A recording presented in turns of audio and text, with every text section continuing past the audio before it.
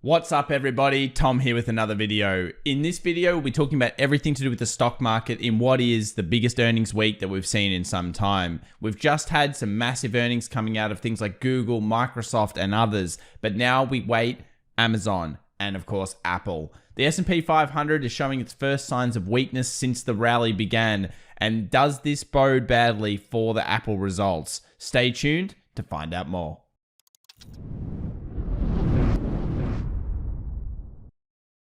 All right, guys. Well, firstly, let's have a look here at the S&P 500 heat map in our recap of the market's close 27th of October 2021 and look ahead. When you take a look at this heat map, it's very clear that there's a few stocks that have done well, e.g. Microsoft, Google, and Tesla, and a lot of them actually were not doing as well during the session. We saw financials drop off, MasterCard, Visa not doing very well, energy also taking a dive. It was pretty much red across the board except for a couple of stocks. And what this meant was we had the Nasdaq actually holding much better than anything else. For most of the day, the Nasdaq held up very, very strong. And then just near the end, it sold off. So we had to sell into the close on all of the indices. And we know that this is the hour of power. This is where Wall Street really comes in and makes the decisions. The beginning of the day is generally retail. The end of the day is generally Wall Street, and they were selling across the board. It wasn't really any one particular sector, but almost everything went down. Energy, number one, worst in terms of performance. Then we had XLF financials, and tech held up pretty much because of that Microsoft and Google fiasco in terms of 5%. That was pretty amazing. And I will say this, we've been watching the closes for a little while now, and what we've seen is that in this earnings, there is some crazy algo action going on after hours. If you're looking at the post action, let's say Twitter, for example, at one point it was down 6%, then it was up 4%, then it was down 10% on the day. That's a big switch. The same thing happened with Twilio in the close today. Big switches. 1 second it's up about 3 or whatever it was, 360, 370, and then it went down all the way under where it closed. So big movements here in the algorithms. Be careful on the back end of earnings season, guys. I think a lot of things are mispricing here, and that can really catch you out if you don't know what you're doing. So just remember, if you have an aftermarkets account that's going to be continuously trading, your stops may be hit, and you've got to be careful about that. Earnings beat data right now, it's looking pretty good. So I think we need to put this in perspective here. The Q3 earnings beat data is now at 78%. This is a very standard result. And around that 75 to 85% is a very good number to come out of US beats or US earnings data. If that continues to maintain, although we may see pullbacks in the market, we'll discuss in a second, that still means that overall the market is very, very healthy in terms of returns and in terms of earnings. So we need to keep the earnings data here, which is on streetinsider.com. You need to keep this in perspective and continue to watch it. It's a very important factor. We also have some big earnings, as we mentioned. So Shopify before the open. Then we have also Apple here. You can see that's going to be after the close. Join us live. We'll be live streaming that one in the close tomorrow. And then we've got Amazon. We've got Starbucks. So many big names here. Caterpillar on the open. Heaps of stuff going on for the Thursday session, and this will probably drive sentiment for the next coming trades. And especially if we see volatility out of Apple, we know that's the number one sentiment driver. Everything else was down except for really two. If Apple fails, let's say there's some issues with the supply chain, what might happen? Well, if we look at seasonality, we may have a little bit of a dip here. One of these types of dips that we've seen in the past around this late October into November area, and then hopefully resume the uptrend. That's what we're looking for, and it's a very common thing that happens during September pullback. So if we have a September pullback, then a rip, which is what we've had, we generally get a second little dip if you've been trading the markets for a long time, and then of course a rip into Thanksgiving, a rip into the end of the year and the Christmas rally. What else is showing us that there could be some volatility here? Well, we've been talking about the volatility index itself, the fear index. Anyone that traded this week to the long side has probably done quite well. Well done to you. We talked about this in our weekend video. We've talked about it all week. 15-ish level has been very good support here for the VIX. It won't always be, but it is at the moment, and that's causing it to spike along with the volatility that's brought on by uncertainty through these earnings. So we're now at 16.99. There's always that chance that it spikes up, but be warned, this is most likely a very, very short-lived spike. Whenever this type of stuff happens in the VIX, you've got to be very fast in terms of your trades. Remember, the VIX might spike, but it doesn't spike for long. And if you ever look at an exchange traded fund that follows the VIX, you'll see how much degradation happens on your account if you end up holding it. Another interesting surprise has been TLT, the 20-year bonds.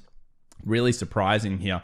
They broke and closed above the previous support, previous resistance area. Does this show rotation and weakness coming into the market? A lot of people will think so. Bonds often precursor a move in the market. So if we're seeing weakness in the S&P 500, the bond market's getting, I guess, a little bit aggressive again, then that could mean that we are about to see this small dip in the continuation of this big bull run that we've had happening. So nice breakout here. And basically 20-year bond holders will be looking for it to pull back down to this level, pick it up, or continuation run into the 152 now. Something we'll watch over the next couple of days. TLT becoming the watched, I guess, bond at this time. Let's move over to the SPY. The SPY is showing weakness. So overall, 2 bear days here now in a row. We're very far away from the 20 moving average. And I think that that's the most important area, the 20 moving average and the 50 moving average. So in the SPY, that's around that 442, 444 area with the shortest pullback maybe to a 446. We'll use the SPX just because I think this is easier for everybody around the world. And the reason we're saying the 20 and the 50 is when we look over on the left-hand side. So you think about all the great pull-ups that we've had over the recent months. And every single one of them, of course, has found generally 20 support straight away. And during the deeper pullbacks, it's found that 50 exponential moving average. This is the 2 levels that we do expect the market to pull back to. And the 20 is the obvious one here in what could be a little bit of a dip after that euphoria came through. A lot of people were messaging in the comment section saying, oh, I missed it. I'm feeling FOMO, I want to get in. And also it is common for retail traders to trade heavily into the earnings season. A lot of more experienced people, they'll sit back, wait for the result to come out and then get involved. And you actually saw that happen with Google. At one point, Google was down around 2-3%. Then it opened. And then of course it had that big rally in it in the previous session. So it doesn't mean you're going to miss the opportunity. Sometimes you will. But sometimes you'll also get that better informed decision of not having to deal with all of the volatility that can hit your stop and really, I guess, wreak havoc on your psychology. So we have the pin bar or the rejection candle here, the shooting star. We have the follow through candle, which does show weakness. And now many people will be starting to think, okay, do we get to the 4480, 4500 zone? That's going to be a decent fib pullback as well. So let's get the fib out and have a look at this. So if we fib retrace the last run, that pushes us into around that 4,500 to 38.2. And then at the bottom is a 50% fib. Remember, the 50 moving average will be here at that time. So we love this area. This area is always a really great moving average and also a very great fib, because what happens is most markets, they have that 2 steps forward, 1 step back mentality. If you have 2 steps forward, 1 step back, what is it? It's the 50% fib of that last 2 steps forward. Most traders always look at the 38.2 as one of the strongest orders. And a lot of people say, oh, the golden ratio is the best, being the 61.8. But I've found in general, if a market comes back too much, it starts to show you that it isn't as strong as you maybe once thought. It's not that huge bullish market that just goes bam, straight into the sun. That's what you're really wanting to get involved in. So 38.250, this level will be a highlight zone for many people. And for the bull traders, I don't really know if you have to be that worried. I think still very optimistic into the end of the year. You saw the Seasonax. If it breaks through that 4,600, of course, onwards and upwards for the S&P 500 into the end. But it's not unheard of for it to do that little bit of a pullback. I'd be interested to know what you think in the comment section below. Will it get back to this level, or are you going bullish next week? Tom, you're completely wrong. We're going to break a 4,600 high and keep going. Let me know. I'm interested to see your opinions. Before we get into the Nasdaq, Tesla, Apple, and others, let's talk about US oil. So I feel like US oil hit our level. This was the extrapolation we took last time based on all of our analysis. And we thought best case scenario 86. The reason why that was because when you break it down, you have these previous supports over here on the left-hand side. These are all the way back from 2013. It's now reached those ones, and it's, of course, sold off. This, to me, shows that oil is probably in consolidation, similar to when it hit that 77 and sold off for a while. And for it to get back up, it's probably going to need to reset, come back down to key moving averages. And I'm not as bullish on oil as I was 2 weeks ago. I mean, when you look at it now, I feel like it did the business that you wanted it to do. We need it to pull back now to the weekly 20, just like it's done in the other bigger pullbacks. And then hopefully, if you are a bull long term, you're looking for that 92 is the next level, and then possibly even 100. So oil for now, I think it's a hands-off approach. Let's continue to view it. If you're a big bull on it, good luck to you, and we'll come back and revisit that later. We also said we'd cover silver and gold because gold does tend to have that December huge rally in it, that back end of November. That'll be coming in soon, but I wanted to mention silver here again because not only was there a great trade on it recently with the inverse head and shoulders and the perfect take profit, congratulations to some of the guys in the Discord community that got that, well done. But we also have the 2350 as an interesting zone now. Previous resistance, previous support, 20 and 50 moving average.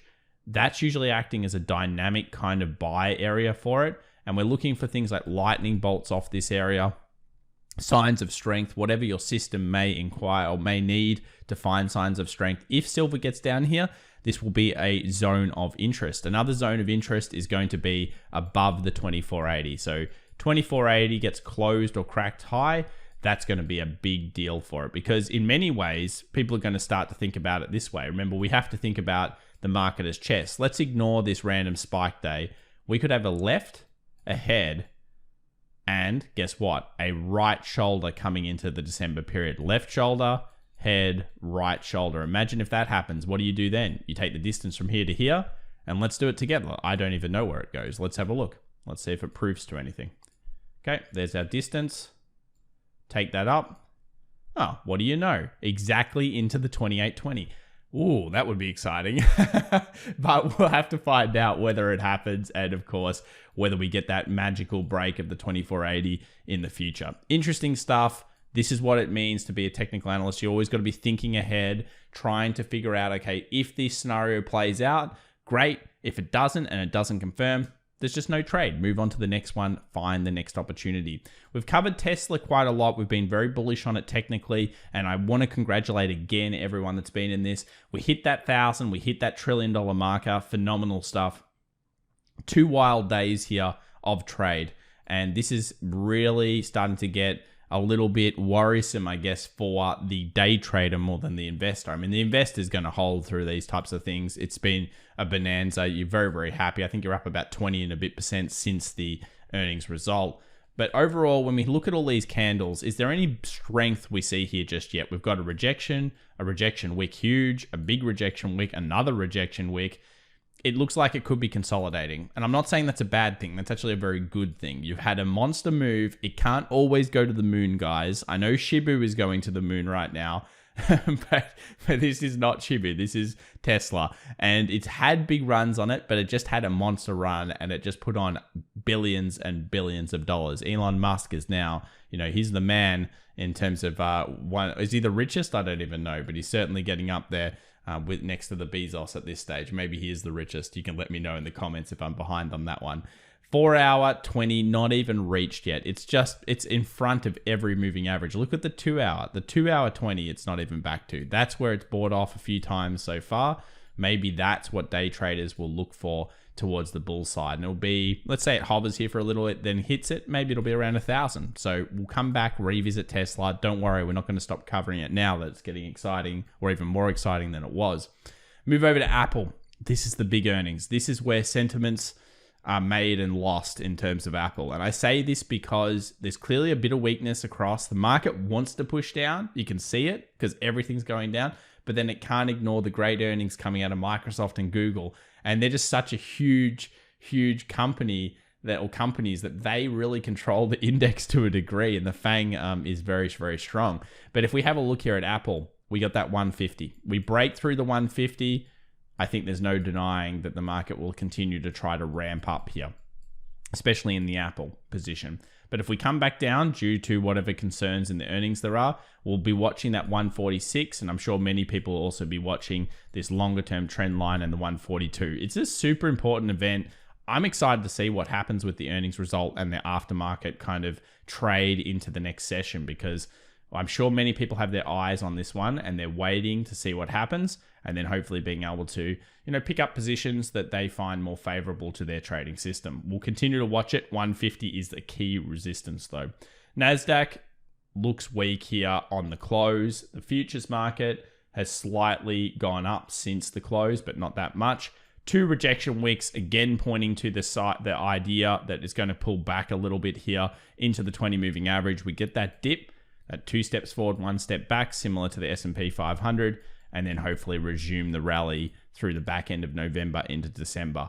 The markets still look very strong technically. If other than these kind of daily charts, if you look at them overall, the weekly story is very good. Long leg doji, rejection off the 20, decision made, obviously, bull, bit of a pullback, and hopefully a resumption. We're looking for that top end, remember, of our giant channel. So our ascending channel, we've come off the base. We mentioned this, we put it on Twitter. You can follow us, FX Evolution, on Twitter if you're interested in checking it out and seeing when we posted it. And this particular one is a very good take profit zone as well. So we'll keep watching it, and that's our thoughts on the Nasdaq. QQQ, same thing. Big rejection here. Basically like a tweezer top. Not a strong looking chart, especially when it goes to a new low. Many day traders will be pushing that then down into this level down here, and then of course resuming the trend. So that's really going to be the story.